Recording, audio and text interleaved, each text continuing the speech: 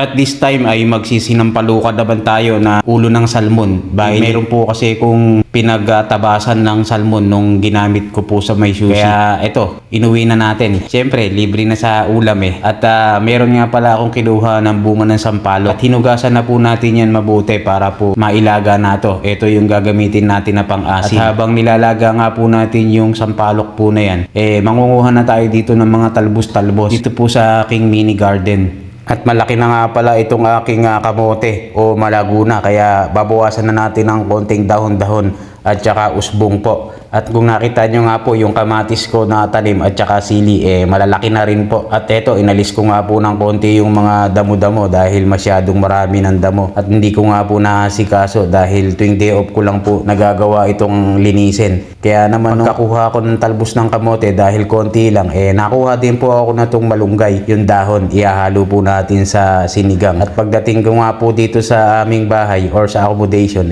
tinalbusan na po natin itong malunggay po. At ito naman pong salmon ay hinugasan na natin at pinaghiwalay ko po yung balat at saka po yung mga ulo at saka ritaso. At sakto nga po itong sampalok na nilaga natin ay malambot na. Kaya naman tinagdagan ko lang ng tubig yan at mamaya sasalain ko na po. At nagpakulo na rin tayo ng tubig na gagamitin sa sinigang or sinampalukan. Basta yun na yun. At doon naman sa kabila nagpapainit na ng kawali dahil nga po ipiprito ko yung balat at gagawin po natin para magkaibang luto.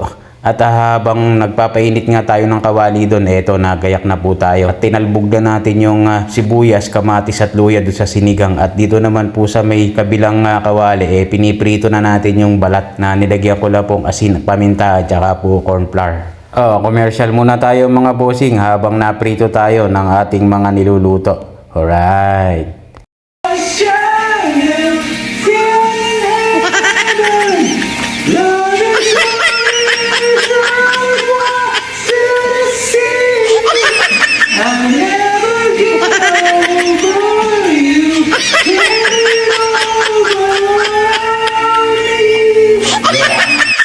Okay na yon. Tama na yung commercial break.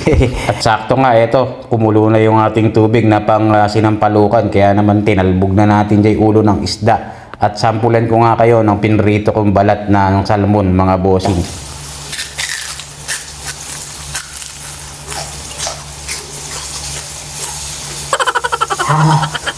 Yes.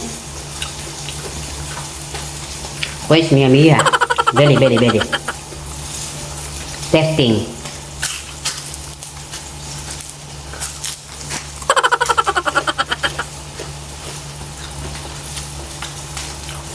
Pues mi amiga. Pwede, pangpulutan. Alright. Testing lang po, ox na yun. Kaya ito, pagkakulo ng ating sinampalukan, ito, nilagay na natin yung mga talbos-talbos na malunggay, tsaka talbos ng kamote, at tsaka po yung pang-asim natin, at tsaka yung okra na nakuha ko dun sa ating kapitbahay. At syempre, pagkatapos yan, ilalamo na tayo. At special shoutout ko lang tong si Boss Jonas at ang kanyang apo na si Lynn Cuyos at itong si Boss Denise, at si Terence, at si Tokayo, si Eric, at saka si JM Lusterio Munoz. Yun lang, salamat, love you all. Salamat sa pagsubaybay. Mga tayon, alright.